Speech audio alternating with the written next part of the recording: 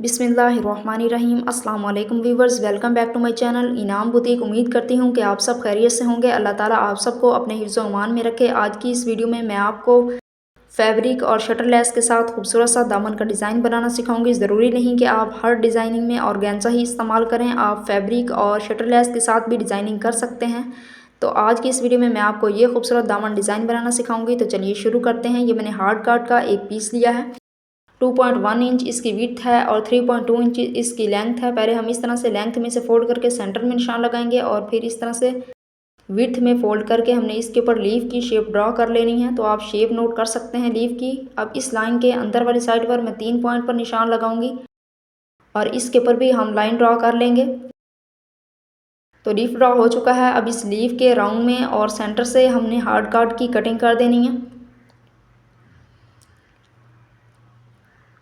Cutting के दौरान हमने फिनिशिंग का खास ख्याल रखना है, इसमें कॉर्नर नहीं बनने चाहिए, अदरवाइज़ हमारा पैटर्न खूबसूरत रेडी नहीं होगा। तो ये देखें, इस लीफ से हम पैटर्न ड्रॉ करेंगे। तो ये देखें 8 इंच विड्थ में और 10 इंच लेंथ में मैंने बुकरम का पीस लिया है। इसके ऊपर हम इस तरह से इस लीफ को रखेंगे और इसके राउंड में भी और अंदर वाली साइड पर भी लाइन ड्रॉ करके लीफ को ड्रॉ कर लेंगे।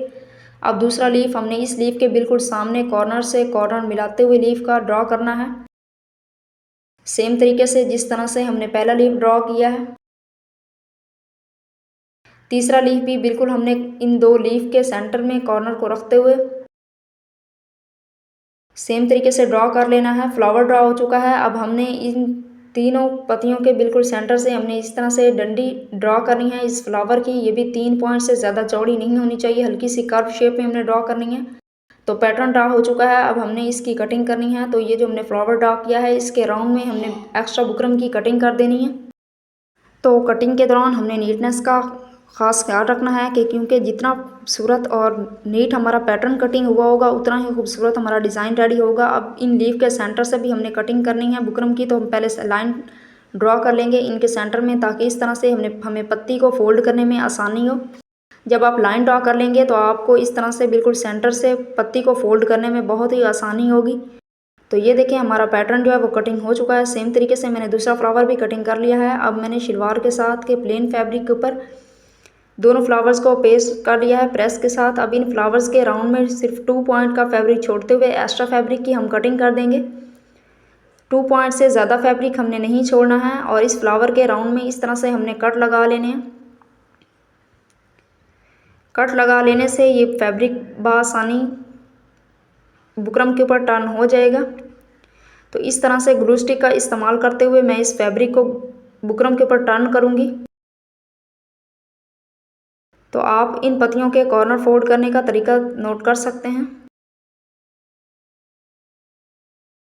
तो ये देखें, इस तरह से फिनिशिंग के साथ हमने इस फैब्रिक को ऊपर टर्न कर लेना है। ग्लू स्टिक का आप कोई भी ग्लू स्टिक इस्तेमाल कर सकते हैं। ग्लू स्टिक की जगह पर आप फैब्रिक ग्लू का इस्तेमाल भी कर सकते हैं। अब इन पत्तियों के सेंटर से भी हमने 2 पॉइंट का फैब्रिक छोड़ते हुए एक्स्ट्रा फैब्रिक की कटिंग कर देनी है और जो फैब्रिक हमने 2 पॉइंट छोड़ा है इसके ऊपर कट लगा लेने हैं।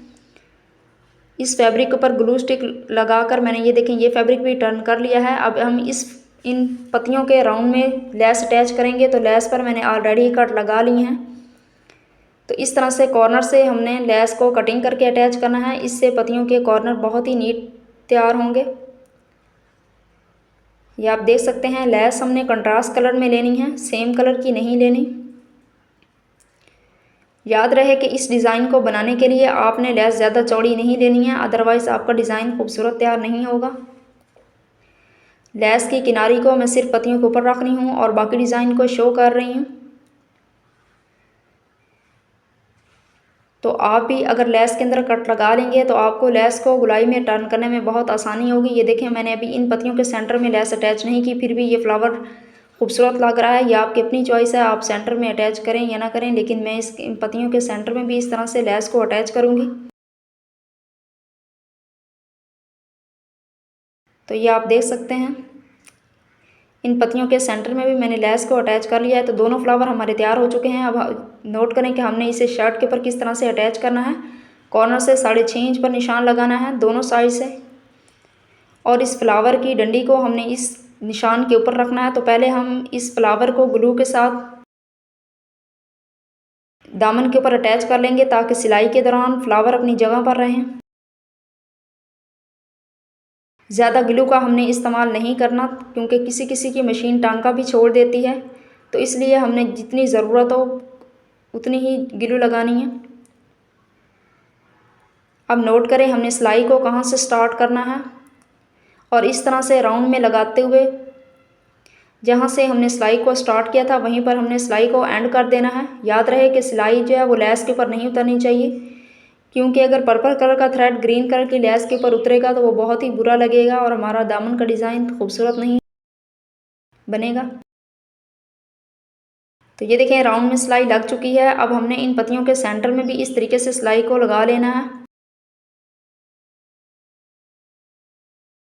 जितनी नीटनेस के साथ हम ये सिलाई लगाएंगे उतना ही खूबसूरत हमारा दामन का डिज़ाइन रेडी होगा। तो ये देखें इस सेम तरीके के साथ हमने तमाम पत्तियों के सेंटर में सिलाई को लगा लेना है। सिलाई लग चुकी है। ये देखें दूसरा फ्लावर भी मैंने सेम तरीके से अटैच कर लिया है दामन पर। मैं इन फ्लावर्स के सेंटर में ग्रीन कलर के मिरर अटैच करूँगी। आप चाहें तो आप मिरर की जगह पर फ्लावर भी अटैच कर सकते हैं, आपकी अपनी चॉइस है। तो पहले मैं इनको ग्लू के साथ अटैच करूँगी और बाद में इन्हें मैं सुई धागे के साथ मजबूत कर लूँगी।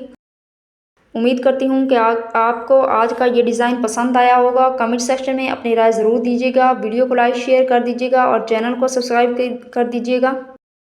दुआओं में याद रखिएगा। मिलते हैं नेक्स्ट वीडियो में, तब तक के लिए अल्लाह हाफिज़।